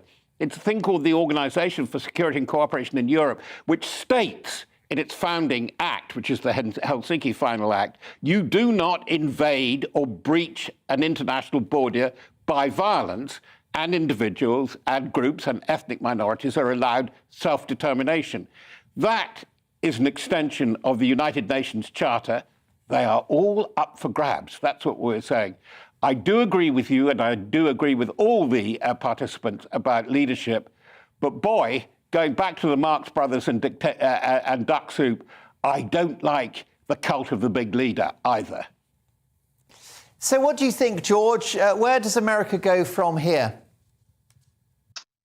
I think first of all, we have to look at the politics in America currently. Joe Biden just hit a fresh low in approval ratings this month before the Ukraine invasion by Russia. We're going into the midterm elections in this country in the next 10 months, in which the Republicans today have a tremendous momentum, including a 40-year high in terms of polling numbers going into midterm. So it's more likely than not that the Republicans will be taking over Congress, possibly the Senate as well, in a matter of just 10 months or so.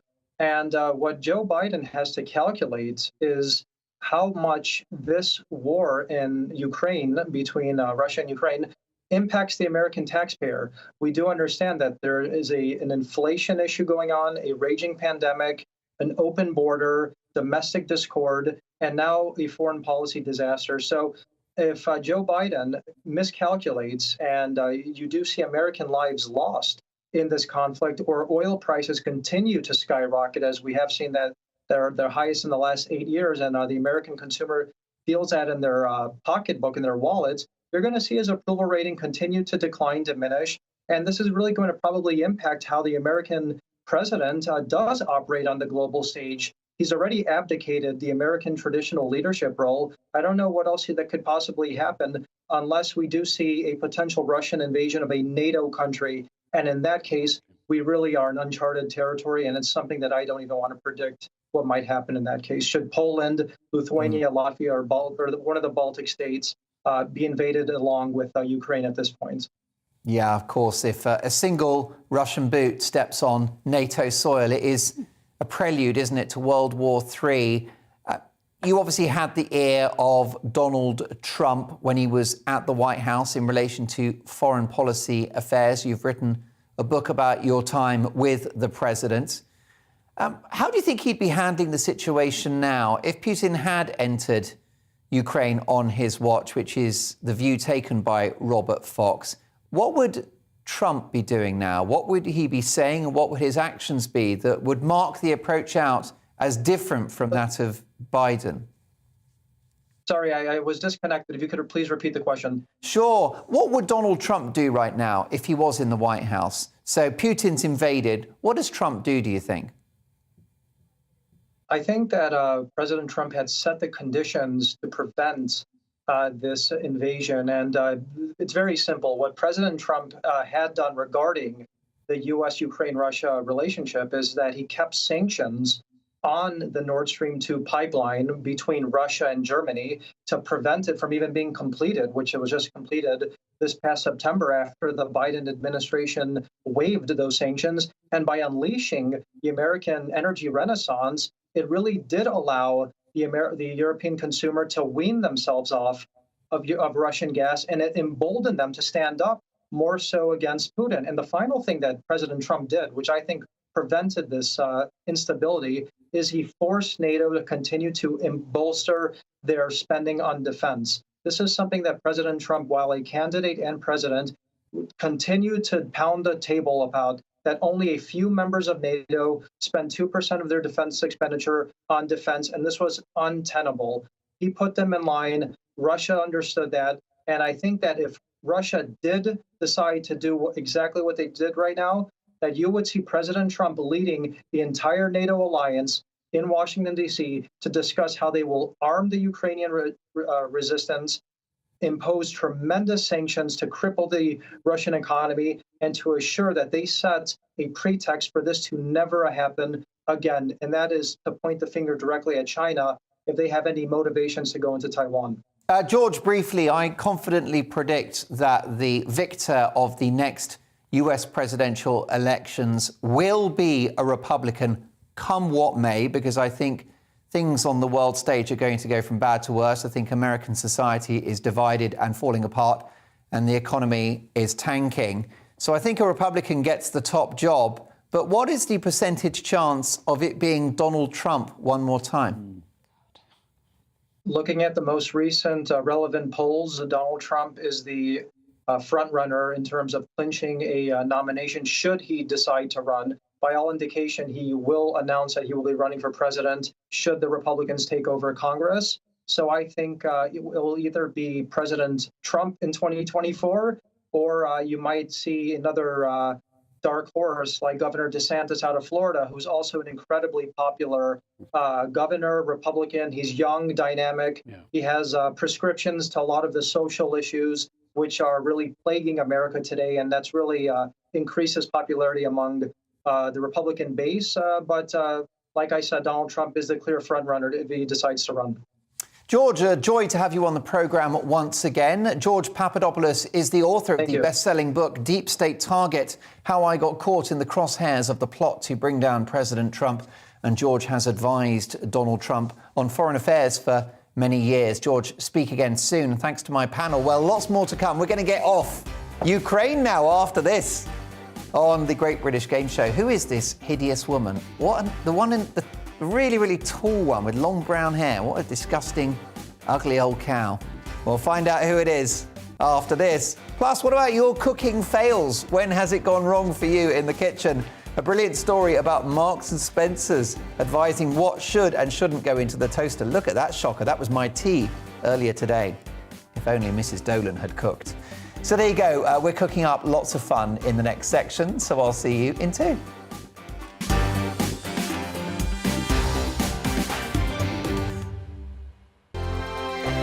GB News is the UK's home of discussion and debate from all perspectives. To stay up to date on the latest stories, make sure that you subscribe to the GB News channel right here on YouTube. You can watch us live 24/7 across the whole world. You can also check out exclusive content and catch up on previous episodes of your favourite shows. Every day, we ask the questions that you'd ask, so why not add your voice to the conversation in the comments section? Don't forget to subscribe. We are GB News, Britain's news channel. Every night at 11 on GB News, we bring you the next day's stories the day before.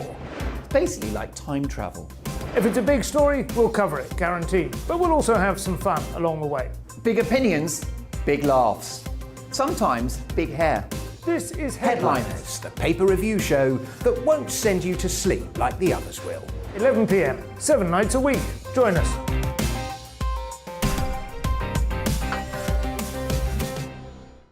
Hello there, I'm Eamon Holmes. And I'm Isabel Webster.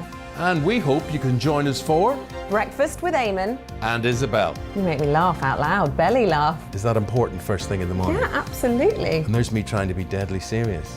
News is a serious business. Yeah, I have to rein you in sometimes. Well, it doesn't stop us laughing at it. It doesn't stop us having an opinion on what's going on. Yeah. And it certainly will not stop us reflecting what you think. Weekdays from 6 to 9:30 on GB News.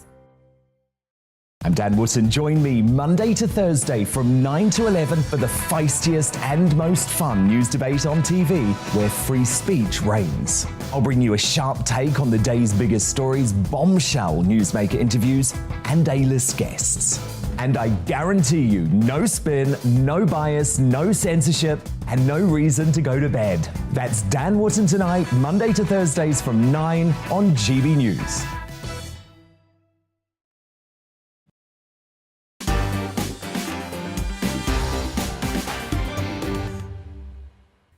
Great British game show and your kitchen fails shortly, but let's get to a couple of emails on energy bills. Sandra has emailed. Hello, Sandra. How are you? Thanks very much for getting in touch with the show. Hi, Mark. There's no doubt that many pensioners will be unable to pay their energy bills. Someone should have a word with Boris and Rishi Sunak about the triple lock on pensions. How can anyone pay these extortionate bills now when the state pension for a single person is £140 a week? Just where is the money going to come from? It doesn't matter if one person or 4 or 5 people live in the same house, the bills are the same. Even if you've got a bit of savings, you don't get any interest. And now, of course, we have to use our capital to pay our energy bills. Catch-22, well said, Sandra. How about this? David says, Aces here, you've said it. We've got to grow a pair as a country. Be strong, not woke prats. Well, David is referring to my Big Opinion monologue, which is now on Twitter. Max and the team have been crafting that one. I think Connor, also on our digital team tonight, has now cut that as a video on GB News. Check it out and let me know your thoughts. Chris has said, hi, Mark, looking forward, hopefully, to the war in Syria. Let me get this right, because I better not mischaracterize what you're saying, Chris. Looking forward, hopefully, the war in Ukraine and the fallout from the COVID pandemic will force us to reset society. Surely it's the end of wokery and the green agenda. Well, you do have to wonder whether this big global shock will change countries, their mentality and the way they conduct their business. Who knows? Well, still reacting to the big stories of the day is my amazing panel. But I've got to say that there's a great story about cooking fails. And this is been featured in the Mail newspaper. And it's the fact that Marks and Spencer's have been advising customers whether or not they can actually put certain items, such as hot cross buns, into the toaster. That's right, they've told baffled customers not to toast their extremely cheesy and extremely chocolatey hot cross buns in case the ingredients melt and cause a house fire. Now, that's very serious, and we wouldn't want that to happen here at GB News, so do be careful and do take their advice. The upmarket UK retailer seems to fear that customers who toast buns containing chocolate, caramel or cheese could ruin their household gadgets and, yes, set the toasters alight. It has disappointed fans of the traditional Easter snacks, as toasting them is the normal way to warm them up. So there you go. I think my actual team have compiled a few kitchen fails for you to have a look at right now. So take a look at this. Let's have a look at cooking fail number 1. Now, I don't mind crispy roast potatoes, but I think that takes it to the extreme. I'm assuming they are roast potatoes. It looks like something out of Pompeii. Yes, it is a little bit. I think there's fossils in there and probably an ancient mosaic. OK, how about our next kitchen fail? Gosh, what even are they? Tried to make chocolate-covered bananas. They turned into dick pops. Not sure what they are. I'm no longer allowed to bring treats to school functions.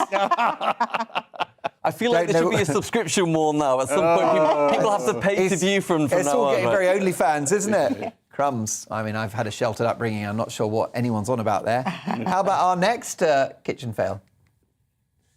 Oh, yeah, that's got a few. Oh, my gosh! It's a pair of glasses inside a loaf of bread. Oh. It's a bit scary. It's a bit spooky. How about our next cooking fail? This lady is cooking, I think, chicken in the dishwasher, which I'm told by my colleagues is a way that some people do cook both chicken and salmon. I wouldn't recommend it, although at least the food comes out clean. So there we are. Well, those are your epic kitchen fails. I must tell you, my panel, that when I was an undergraduate at the University of Edinburgh, I did a naughty trick because I was in the Pollock Halls of Residence, which is a very good student accommodation in the capital city. But all you get is a bed, a sink, and a heater. So there's no cooking apparatus. Are you sure you weren't in prison? Well, it was a bit like a prison, I've got to say. But no cooking facilities except a kitchen down the corridor. So I had a trick for which I apologise now to the University of Edinburgh, which is that I would take a slice of bread, I'd put a paper hook, what do you call it, a sort of paper clip through the bread, and then I'd hang it onto the ring heater in the room, and then it would toast my bread. So I basically used a heater to toast my bread. I would not recommend it. Fair enough. Don't try it at home. Thank God I didn't burn the place down. Makes a change from pot noodles. It's a bit better than pot noodles, but obviously, you know, I probably cheated death on that occasion. But have you had any kitchen fails yourselves? Oh, never. No? Robert, are you a gastronome? No, terrible. Is that right? And in the field, in various campaigns that I've attended, my poor cooking was and is notorious. Is that right? Well, look, as an esteemed hack of Fleet Street, I guess you're more used to liquid lunches. In the day, back in the day when I was in the BBC, most self-respecting file cabinets, drawers clanked. Whiskey, yeah. Clanked. Oh, there you whiskey. go. Good old days. And, Good old days. You've heard, I know, Rival, the Wireless had this programme called the Today programme. Oh, yes. And the conclusion of the Today programme, this is at 0900 hours, was the drinks trolley. And everybody participated, including all the politicos who'd been interviewed on the programme. Now you're talking. Yeah, oh, my goodness. Those were the days, honestly. Good journalism, right? Definitely. Yes. Those are the days when the woke police will probably be outside that's to arrest right. people. I don't think in the 70s, I'm not sure anyone on TV or radio was sober at any point. No. Peter, have you had any epic kitchen fails? I should probably admit at this point, I don't know if you can see what's in this mug, but... Can I say, it looks like, I don't know if my viewers can see it, but it looks like a sample that you would give to a doctor. Oh, blimey, there's beer in there. Yes. How did you swing that one? So I just, you know, as a continuum from what you were saying, yeah, I'm actually having a beer while I'm on the show, which is a little bit unprofessional. Well, listen, anything that gets you through It's Friday night. It's Friday night. Oh, and I want it to be like a party vibe. Yeah. I've actually not had too many kitchen nightmares. I was on Celebrity Come Dine With Me, which I will humbly say that I won. It's the only thing I've ever won. Congratulations. I beat Sean Ryder with my stuffed bird. We both tried, but my stuffing was better and more voluminous. But I had a problem with my dessert. It was this sort of plum duff, which is a little bit like a Christmas pudding. And I emptied it out of the bowl, and it was supposed to be perfectly round, and it collapsed as I emptied it. And so this was like an epic kitchen fail. I thought, I'm going to lose the show. So I covered it with essentially 50% proof whiskey, and then lit it, and then entered the room with this dessert that was on fire. And they said, amazing! 10 points, and that's how I won the show. But so I've gone from failure to glory in like a nanosecond. Is it Eurovision next for you? Probably, yeah. Well, I can't sing. So in place of the Russians. Probably do quite well, Yes, absolutely. the Russian entry. Well, look, let's crack on now because it's time to play the Great British Game Show.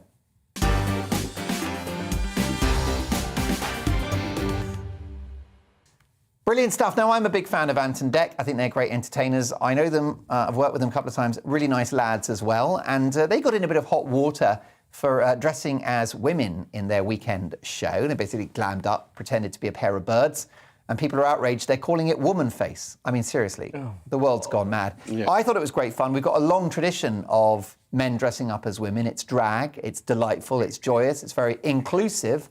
And therefore, I celebrate it. And we're going to celebrate it tonight with a game of Who's That Drag? That's right, we're going to take a celebrity, and they've changed gender for a bit of fun.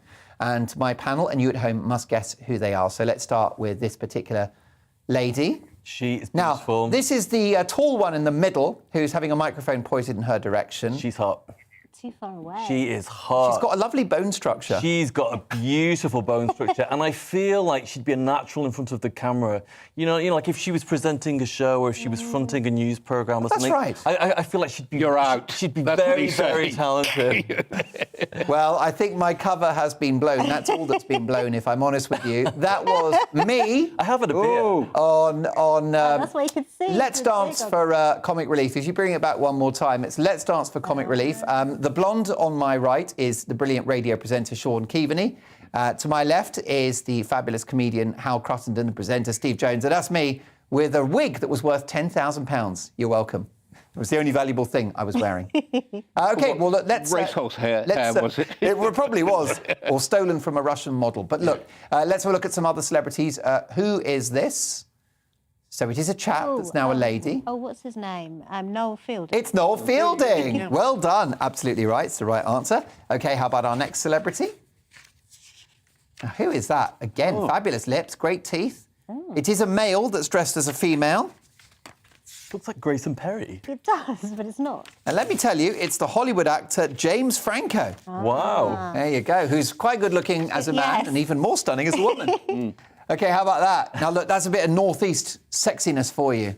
That's Tracy DeMarco.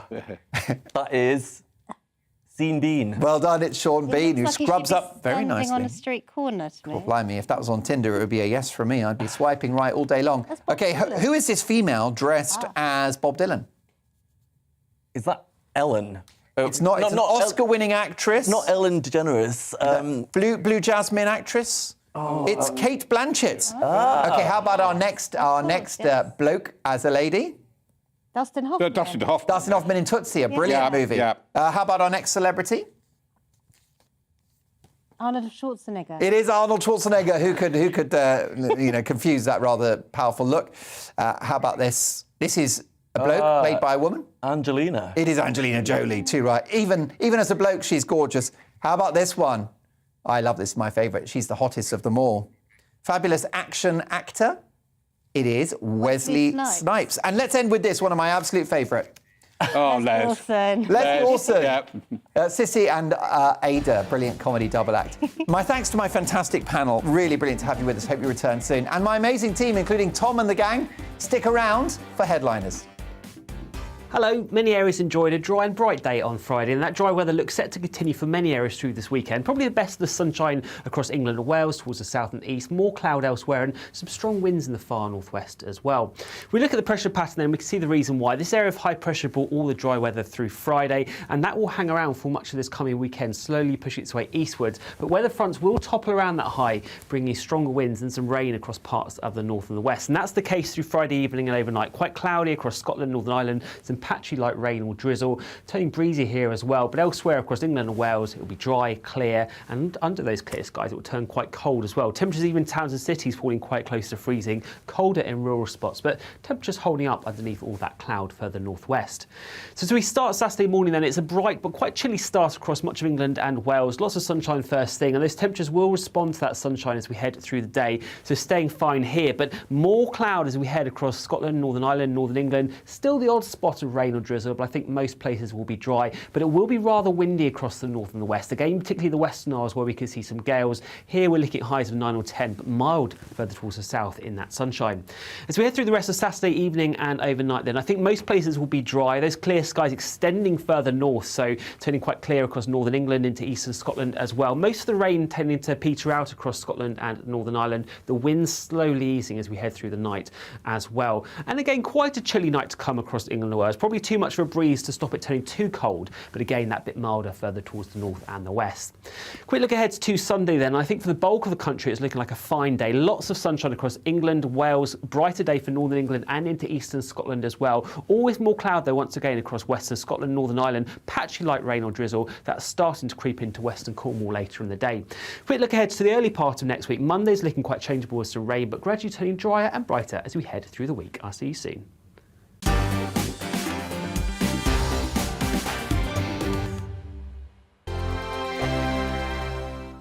GB News is the UK's home of discussion and debate. From all perspectives. To stay up to date on the latest stories, make sure that you subscribe to the GB News channel right here on YouTube. You can watch us live 24/7 across the whole world. You can also check out exclusive content and catch up on previous episodes of your favourite shows. Every day, we ask the questions that you'd ask, so why not add your voice to the conversation in the comments section? Don't forget to subscribe. We are GB News, Britain's news channel. Every night at 11 on GB News, we bring you the next day's stories the day before. It's basically like time travel. If it's a big story, we'll cover it, guaranteed. But we'll also have some fun along the way. Big opinions, big laughs. Sometimes big hair. This is Headliners, the paper review show that won't send you to sleep like the others will. 11 p.m, 7 nights a week. Join us.